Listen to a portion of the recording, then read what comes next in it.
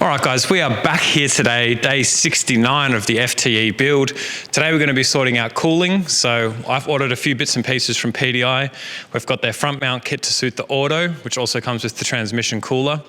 We're going to put the factory airbox back in for now. I do want to change to something else down the track when we go for a snorkel and an aftermarket box, but for now it'll be back to that. We've got the adapter there for the new turbo, and we've got a new radiator. So we're going to get stuck into this straight away. It's really getting to the tail end. I'm getting super excited for it, so hang around and watch how we go. Okay, so just to give you guys a closer look at what we're working with. This is the Mark II intercooler for the 100/105.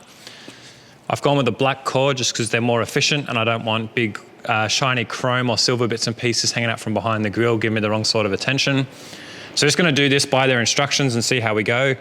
I did a similar thing on my 1HZ. If you want to see that, I'll put the link up here. I've also this time gone for the PDI transmission cooler. It's a little bit bigger and I think it suits this kit better, so we've just decided to do the whole lot. This car will be making a little bit of extra power in factory, so I thought we may as well support the transmission as best as we can. Next, we have factory airbox for now. This is a conversion pipe, I guess you'd call it, that should tee up to our airbox and the new turbo, so we'll see how well that fits. And the radiator is an ad-rad unit. I bought this because it looked to be the best balance between cost and quality, so we'll pop that in there as well. Again, I just went brand new, so it's cheap insurance really when you think out what one of these engines can cost if it goes bang. New pipes for the radiator as well, top and bottom hoses. They're 105 hoses, so I think you need 105, not 100. I can confirm that later in the video. And finally, I'm pretty sure I've got the right banjo bolt for the power steering. So if that works, I'll put part numbers in the description. And look, my plan is once this build's finished, we're on the road driving, I think I'm gonna put an episode together that just talks about the technical details of this swap.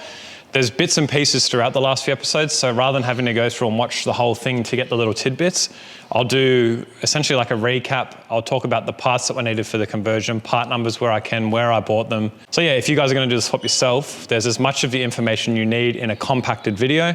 That should make it way easier. Okay, so first things first, I've just popped the headlights and grill off. And it's just reminded me, so this grill is probably a little bit different to the 105 one, but I'm thinking of going down a similar path to what I did with the 105 where I cut some fins out to make it a little bit custom. I don't know whether it helps airflow or not, but I like the way it looks. So I'd be keen to know what you guys think. Do you reckon I should try and modify this? Is there like an off-the-shelf custom grill that you think is worth it or you like the look of? If there is something you like, pop it in the comments, I'll check it out. I do like customizing things myself rather than buying, but if the right thing's out there, I'd definitely be keen to have a look. I'm probably gonna get on the auctions in Japan as well and have a look at what their options are, because I know they do some aftermarket things as well, but yeah, let me know. And before we get into it, so I'm gonna do the banjo bolt first. And so this is the one that comes with the 105? The 105, yeah. So the 100 one is thicker here. It's got a sensor built into the side of it, so it doesn't work. The 105 one doesn't work in the 100 pump because the thread is too long. So by the time you do it up, there's a gap at the top. It just doesn't make sense. So what I've gone and bought is this piece here. There's not a massive difference. I would guess there's probably maybe 5-6 mil difference. Funny little thing here that I'm assuming is exclusive to the Japanese model. I think it would be for maybe even just like a snowy edition.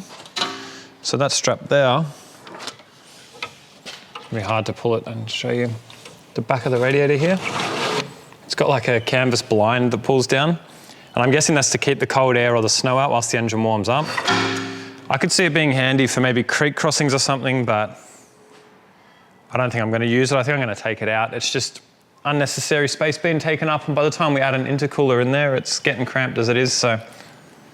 Cool little thing, I'll hold on to it, but yeah, I mean, maybe it's a good idea for someone to build something like this if you're spending a lot of time in water, but yes, interesting. All right, guys, today was one of those days. I didn't get to start on anything that I wanted to. The radiator's not in, the front mount's not in. I thought I should do the responsible thing and do a nut and bolt check first. When I did that, I found a couple of loose bolts. As I followed around the engine bay, I noticed that one of the transmission cooler lines that goes from the side of the transmission to the radiator, I hadn't put it back in, I forgot. So to get that back in, I had to take the dump pipe out and the front panel of the exhaust. Then when I got those out, the cooler line was a bit out of shape, so it had to be bent to make it fit. Then when that went back in, the dump pipe was fouling on it. So it was in and out a couple of times to make it all work. It's all back together now, it's all bolted up. Exhaust is back in. Everything is 100% tight now. I'm definitely happy with that. But it's also the end of the day. So I also did a little bit of rust converting. The battery trays had a little bit of surface rust and stuff. So we got things done, just nothing exciting that looks different. So I'll be back in a couple of days. And now we're set up that we can just rip straight in. So we'll get the radiator in, the intercooler in.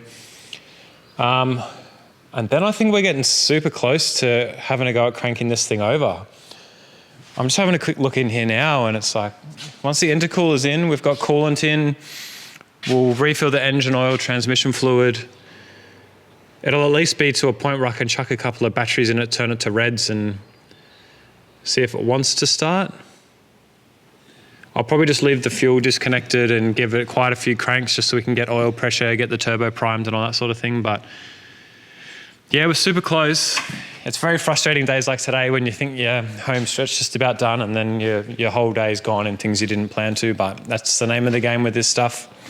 It will be worth it in the end, I'm sure of it. So anyway, thanks for watching.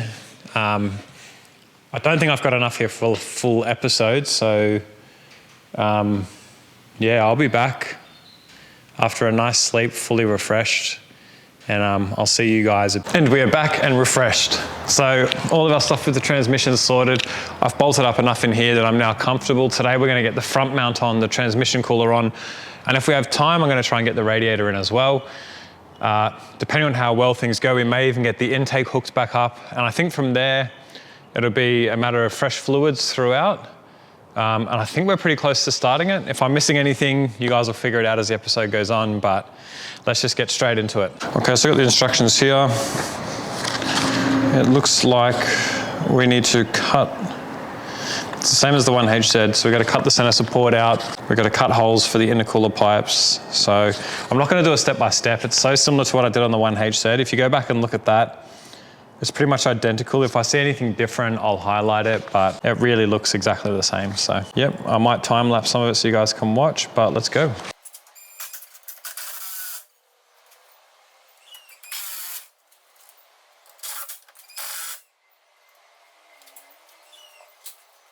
Okay, so holes are cut. We've got one there, one there. They've been primed, painted, hit with rust inhibitor, so they should be sweet. Now we're gonna get the intercooler mounted in here.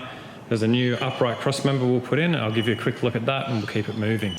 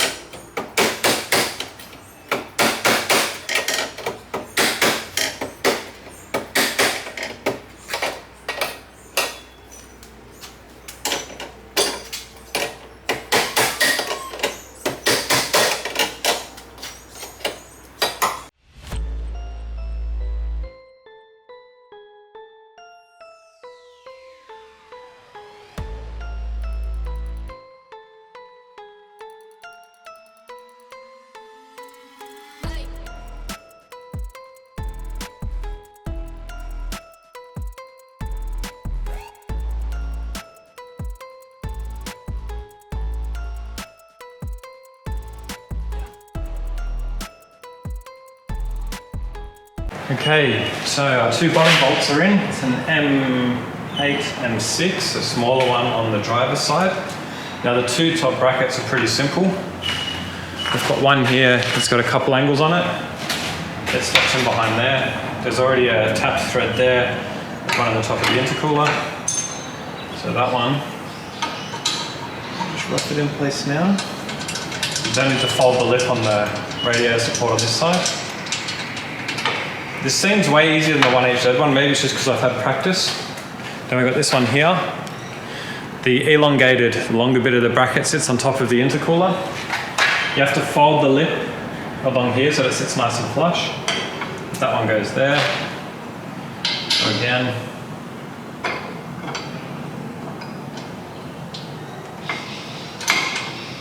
started. And these ones, they do say in the instructions, these ones aren't really holding it up structurally.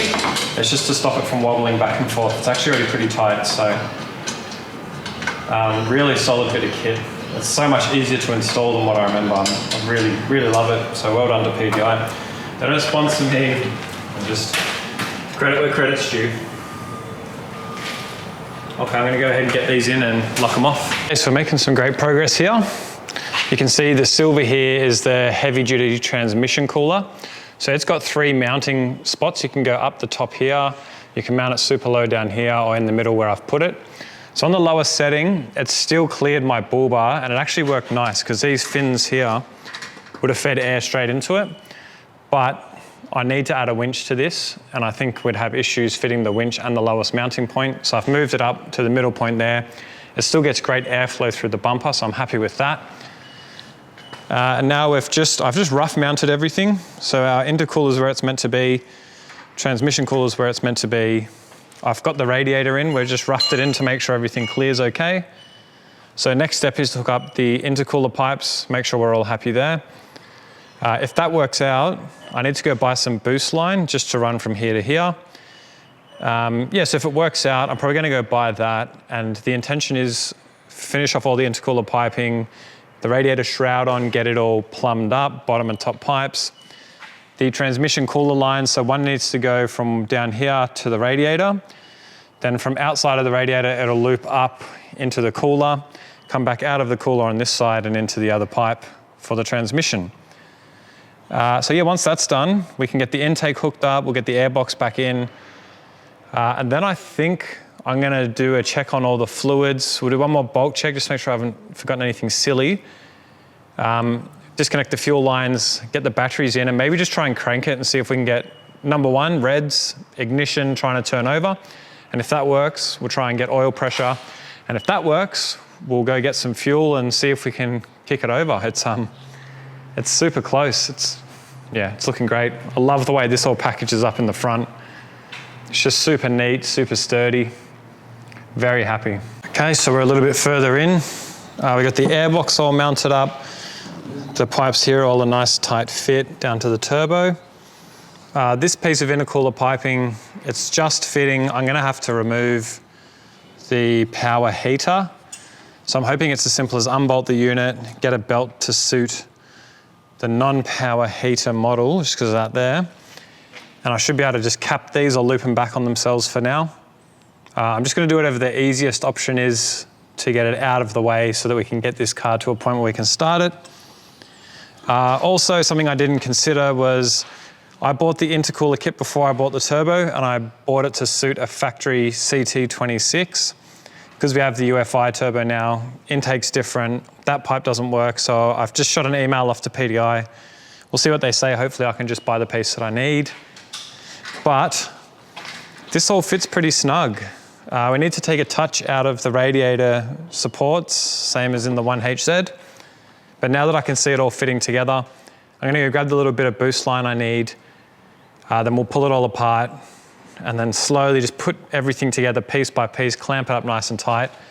And little things like any clamp that we put on, we're gonna have the screw facing in a spot that is easy to adjust, same as what we've done here. So if you have to pull things apart, it's nice and simple.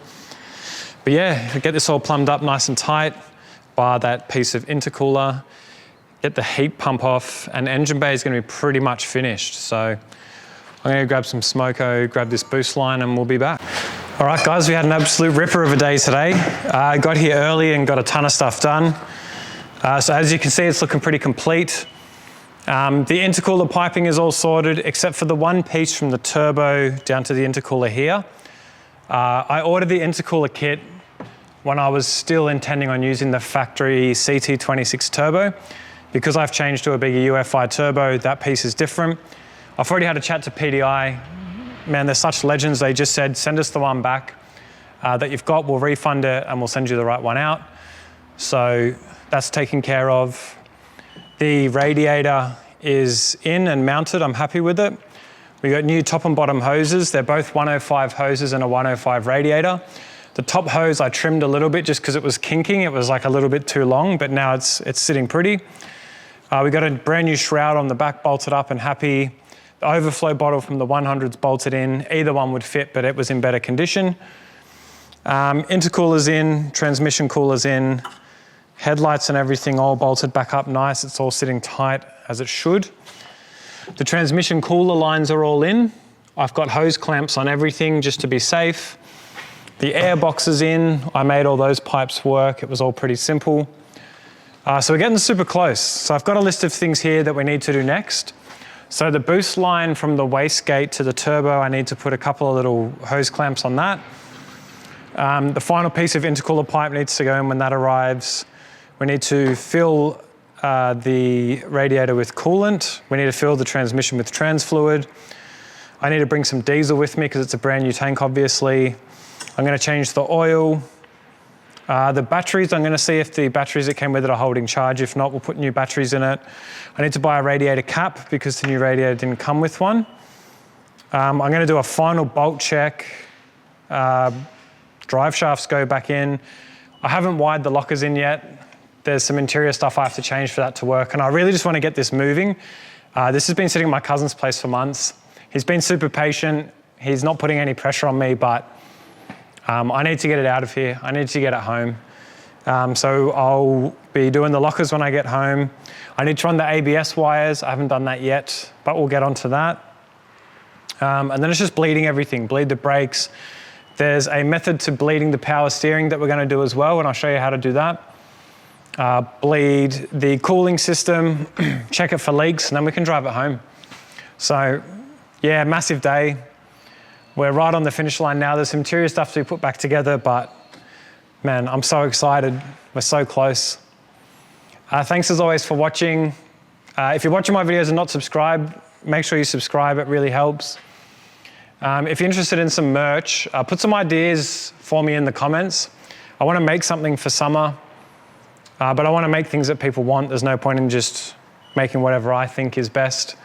I've got some designs that we're sort of working on, so yeah, take it easy.